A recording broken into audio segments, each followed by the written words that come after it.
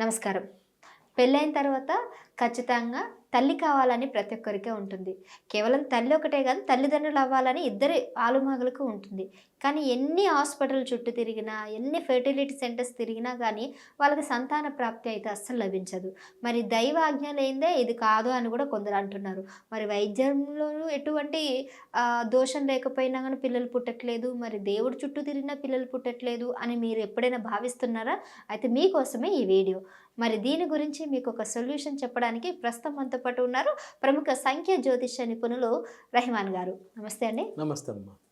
Sir, ఎన్ని hospitals చుట్టూ తిరిగినా, ఎన్ని దేవుళ్ళ చుట్టూ తిరిగినా, ఎన్ని దర్గాల చుట్టూ తిరిగినా, ఎన్ని చర్చిల చుట్టూ తిరిగినా కానీ కొంతమందికి పిల్లలే అవ్వట్లేరు.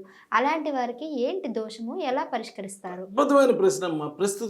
ప్రస్తుతం సమాజం ఎదుర్కొంటున్నటువంటి సమస్యల్లో ఇది ఒక పెద్ద సమస్య. అసలు మీకు డాక్టర్ల దగ్గర తిరుగుతారు, డాక్టర్లు మెడిసిన్ వరకు ఇస్తారు, కానీ అసలు వీళ్ళ జాతక చక్రం ప్రకారం, వీళ్ళ యొక్క గ్రహాల ప్రభావం ప్రకారం వీళ్ళకి అసలు సంతాన యోగం ఉన్నదా లేదా అనేటువంటిది వాళ్ళకి తెలియదు కదా. లేదు, ఒక న్యూమరాలజిస్ట్ని కలుస్తూ వాళ్ళని కూడా వాళ్ళకి తెలియదు. నా దగ్గర రావడం వల్ల ఉపయోగం ఏంటంటే, వీళ్ళ ఐదో స్థానం అంటే సంతాన స్థానం అమ్మ. వీళ్ళ సంతాన స్థానం అసలు ఎలా ఉన్నది, సంతాన స్థానం ఒకవేళ ఇబ్బందిగా ఉందా, లేదా ఆ సంతాన స్థానాన్ని ఏదన్నా చెడు గ్రహాలు ఏమన్నా చూస్తున్నాయా అనేటువంటిది అంతా కూడా కూలంకషంగా జాగ్రత్తగా చెక్ చేసి ఆ ప్రాబ్లం ఎక్కడైతే ఉందో దానికి చిన్న రెమెడీ చేయటం జరుగుతుందమ్మా.